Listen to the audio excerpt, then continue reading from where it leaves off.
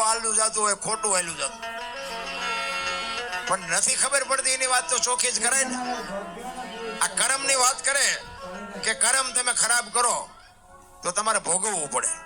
હું માનું છું, હું નથી માનતો એવું નથી, કારણ કે મહાપુરુષો બોલ્યા એ ખોટું ન હોય, પણ હું એમ કહું ભક્તિ કરે એવડે દુખી છે, દુનિયાના બૂસ મારે એ સુખી છે. આપણે કર્મની જ વાત છે ને, એ કોકના લઈ લેવા એ કર્મ જ છે ને. તો ઈવડે તમે જુઓ તો 50 લાખની ગાડી લઈને ફરે છે, અમારે મેળ નથી પડતો. રામ જેવા રામને 14 વર્ષ વનમાં રખડવું પડ્યું બાપુ. આપણે ભગવાન કહીએ છીએ, શું કર્મ હશે? આપણે રામ રામ રામ રામ કરીને માળા ફેરવી છે ને. સીતાજી રામને પૈણે આખી જિંદગીમાં હરો દી ન હોઈ ગયો, તો શું એ દીકરીનું કર્મ હશે? અરે મારા રામ બધા વાતો કરે છે, કરમ આમ ને કરમ આમ ને.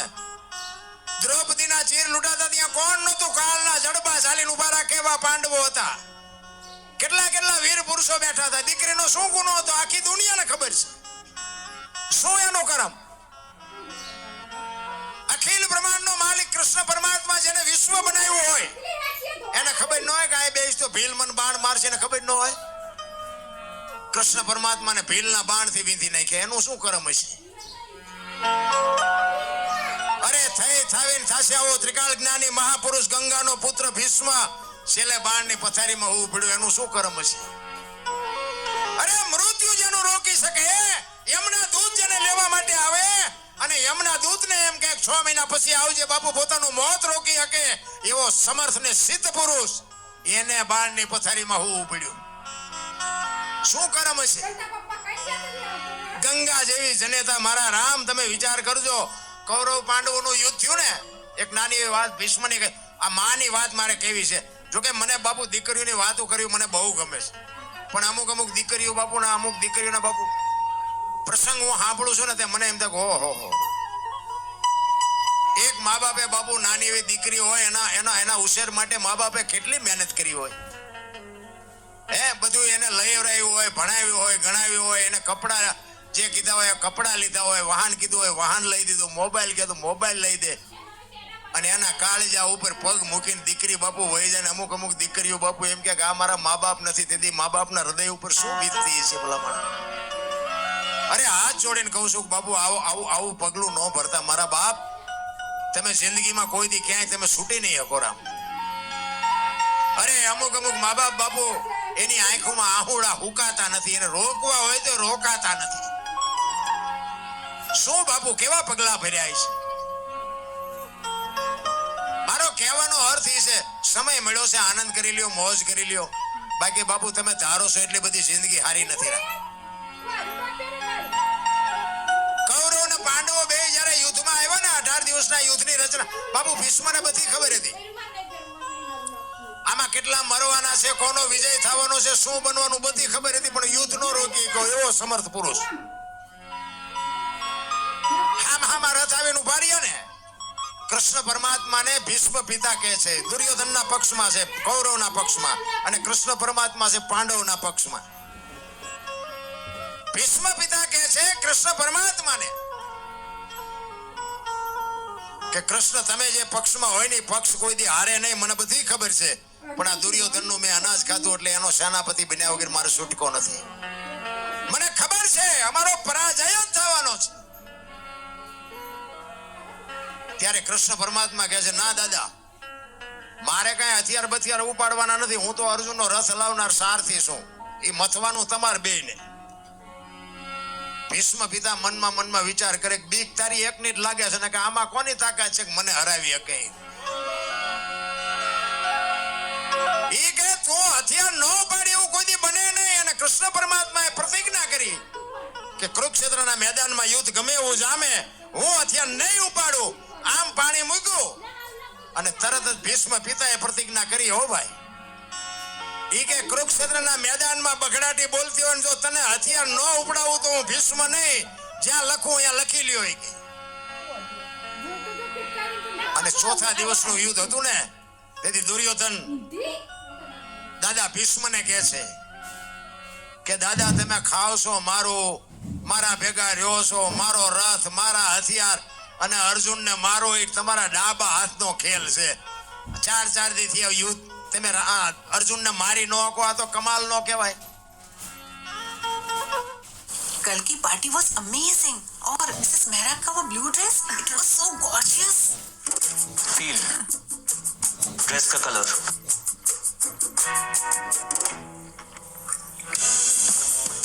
आपके बेटे ने डिलीवरी वाले को वॉलनट ब्राउन गेट वाले ट्यूलिप येलो घर आने को कहा. घर ढूंढते ढूंढते आइसक्रीम का ये हाल हो गया.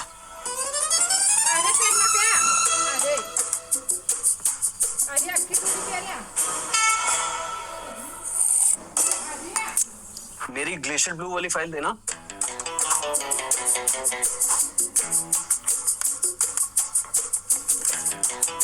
हाँ थैंक यू.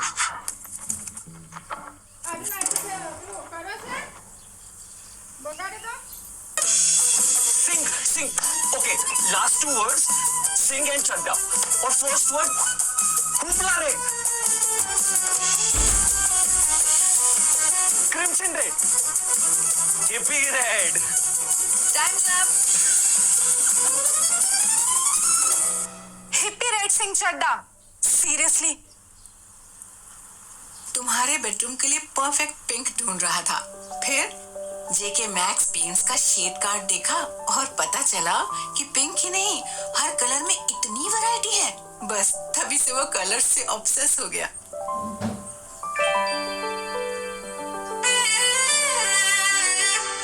ये रोज पिंक और ये फूशिया पिंक.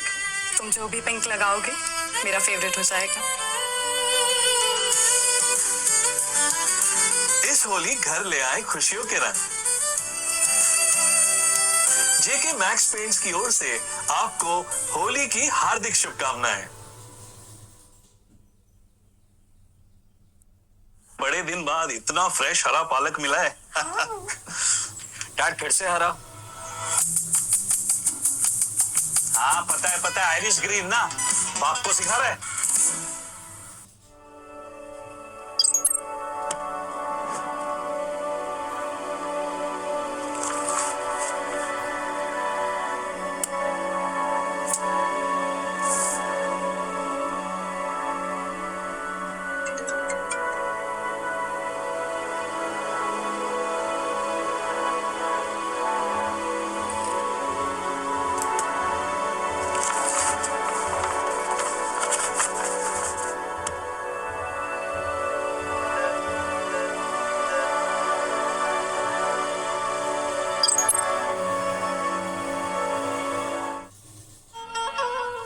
આટલી વાત કરીને બાપુ રૂવાડા સમ સમ સમ સમ ભીષ્મના ઊભા થઈ ગયા હો. અને એ જ વખતે જાહેર કર્યું કે કાલ નપાંડવી પૃથ્વી કરી નાખું, પાંડવ જેવું નામ ન રવા દઉં કાલ. અને કૃષ્ણ પરમાત્માના બાપુ વાઠ્યા હોય તો લોકો દાદો બોલ્યો, કાલનું શું પરિણામ આવે કઈ કહેવાય નહીં. કારણ કે કૃષ્ણ પરમાત્મા અને સામે ભીષ્મ, એને ખબર ન હોય કે ભીષ્મની શું શક્તિ છે. રાતે પૂનમનો ચંદ્રમા ખીલ્યો છે કુરુક્ષેત્રના મેદાનમાં. કૃષ્ણ પરમાત્મા વાયા હાથ રાખી અને વિચાર કરીને રખડે છે મેદાનમાં કે દાદા ભીષ્મ આવું બોલ્યા છે, કાલનો શું થશે. એ વિચાર કરતા કરતા બધા પોતપોતાની સાવણીમાં હોતા છે, પણ કૃષ્ણ પરમાત્માને નીંદર નથી આવતી. એ મેદાનમાં રખડતા હતા, એમાં એક સ્ત્રીને જોવે છે. એક સ્ત્રી રાતે હોય છે, સફેદ વસ્ત્રો પહેર્યા છે. કૃષ્ણ પરમાત્માને થયું કે અત્યારે બૈરું કોણ આયા. અને અહીંયા જઈને કીધું કે માં કોણ છો. અને આમ બાપુ જોગમાં સફેદ વસ્ત્ર પહેરીને ઊભી થયો માં. એ કે હું ભીષ્મની માં ગંગા છું. કે ભીષ્મની માં છું, ગંગા છું. તો કે માં અટાણે અહીંયા શું કરો છો. એ કે કાલ મારો દીકરો આ પડવાનો છે ને, એને કાંટા ને કાંકરા નો વાગે એટલે વીણવા આવીશું. અને કૃષ્ણ પરમાત્માને વાટ્યા હોય તો લોહી નો નીકળે. ભીષ્મ કહે છે કાલ પાંડવોને રહેવા ન દઉં. એની માં કહે છે કે દીકરો મારો આ પડવાનો છે, આમાં સાચું શું. ઘુમરે નાખ્યા હો કૃષ્ણ પરમાત્માને. અને સાવણીમાં આવીને અર્જુનને પાટું મારીને જગાડ્યો કે દાદા ભીષ્મ આવું બોલ્યા છે ને તમને હારો નીંદર આવે છે, શરમ નથી આવતી. અર્જુન કે અમારે શું જાગીને કામ છે, તમે તો જાગો છો ને. અને જેનો ધણી જાગતો હોય ને એને બાપુ આપણે બહુ ઉજાગરા કરવાની જરૂર ન હોય, જેની માથે ધણી જાગતો હોવો જોઈએ. અને એ જ વખતે કૃષ્ણએ અર્જુનને કીધું કે કાલ શિખંડીની આગેવાની રાખવાની, તારા રથ ઉપર તારી આગળ શિખંડીને રાખવાનો. અર્જુન કે એમે શું બંગડીયું પહેરી છે તે શિખંડીને રાખી? ઈ કે ભાઈ હું કહું એમ કરીને ને કે ઓલો દડે રમે એવું કરી નાખશે, કોઈને નહીં રહેવા દે. હું તને જે કહું એ કરીને ભીષ્મને હું ઓળખું છું, તારી તાકાત છે તું ભીષ્મને હરાવી હક? એ હામાં રથ આવ્યા ને અર્જુનના રથ ઉપર બાપુ શિખંડીને જોયો ને, ભીષ્મએ તરત હથિયાર મૂકી દીધા. ગાઈડ તમારી જાતના બાયલાઓ આવા રાકા આગળ રાખીને મારી હારે લડવા આવો છો. એ હથિયાર મૂક્યા અને કૃષ્ણએ કીધું અર્જુનને કે હવે માર બાણ, કે પણ હથિયાર મૂકી દીધા. એ કે મૂકી દીધા એટલે જ કહું છું માર. અને રૂવે રૂવે બાણ માર્યા ને અને ભીષ્મ પડ્યા. અને એ જ વખતે બાપુ માં ભગવતી જોગમાયા ગંગા અહીંયા પ્રગટ થયો. હો ભાઈ, થકેલ ત્રાંબા જેવી આંખો આમ કૃષ્ણ પરમાત્માની સામે જોઈને કીધું, મધુસૂદન મારા દીકરાને તે દગો કરીને માર્યો ને. બાકી અર્જુનની આગળ શિખંડીને રાખ્યો તો, પણ શિખંડીની જગ્યાએ કદાચ તું ઉભો હોત ને તોય તને ખબર પડે કે ગંગાના ધાવણમાં કેટલી તાકાત છે, કેવી જનેતા હશે, કેવી માં હશે. માં તો માં છે ભલા માણસ, પણ અત્યારે જે ફેશને દી ઉઠાડ્યો છે ભાઈ. હું તો બહેનોને કહું તમે પહેરો વાપરો, પૈસા હોય તો વાપરો, ખાઓ પીઓ, પણ દેહના પ્રદર્શન ન કરાય મારા બાપ. દેહના પ્રદર્શન ન હોય. તમે તો શક્તિ છો, શક્તિ મારા રામ. અખિલ બ્રહ્માંડના માલિકનો, વિશ્વનો જો કોઈ ધણી હોય ને તો બાપુ માં ભગવતી દેવી શક્તિ છે. દીકરી તો દીકરી છે ભલા માણા, પણ હવે અત્યારે એવો વાયરો વાયો છે ને કે હું બોલું ને દુનિયા સુધરી જાય એવું કઈ છે નહીં. પણ આ તો મારી વરાળું કાઢું છું. પણ કદાચ આમાંથી મારી વાત કોઈ બે દીકરીઓને કે બે દીકરાને જો મારી વાત અડી જાય, મને એમ થાય બસ મારી રાત સુધરી જાય. બાકી આપણો કોઈ બીજો ઈરાદો છે ને. મારે કોઈને વેરાગ નથી લગાડવો. હું તો બસ ગમે ત્યાં પ્રોગ્રામમાં જાઉં, મને એમ થાય બે જણાને મારી વાત ગમે ને એટલે મને એમ થાય બસ મારી રાત સફળ થઈ ગઈ આજે. અને હું એક દીએ ઘરે હમણાં ભજન ગાતો તો મારો દીકરો છે, એને પૂછો તમે, એક દી મને માણા ઘરે મને એમ થાય મને સાંભળે છે, પ્રેમથી સાંભળે. અને બાપુ આપણી પાસે સાંભળે એવું જ છે. આમાંથી હું ગમે એટલું બોલું ને આમાંથી તમે ઘડિયાળમાં ન જોવું પડે, આપણને ખબર. જો તમને ભજનનો પ્રેમ હોય તો, અને ભજનમાં જો બેઠા હોય ને, તમારામાં જો ભજન બેહે ને તો બંગાહું ન આવે, સૂરજ નારાયણ ઉગે. જો ભજનમાં હોય તો. એક બેન હતા ને બાજુના ગામમાં કથા બેઠી હતી, એના ઘરવાળાને કે કથા સાંભળવા જવું કે જા ને ભાઈ હા સુધી નિરાય. જ્યાં બેન કથા સાંભળવા હાજે આવ્યા, એનો ઘરવાળો કે કથા સાંભળવા ગઈ હતી કે હા, કે શું બાપુ વાંચતા હતા? એ કે માંડવા માંડવા માંડવા, કેટલા બધા માંડવા. એ કે પણ બાપુ શું વાત, કેવડા મોટા સેપેલા, કેટલું રાંધેલું, કેટલું બધું માણા ખાતું હતું. પણ કે બાપુ હું વાંચતા હતા? એ તો કે મોટા મોટા સગડોળ ને મોટી મોટી સકડીઓ, કેટલી રમકડાની દુકાનો.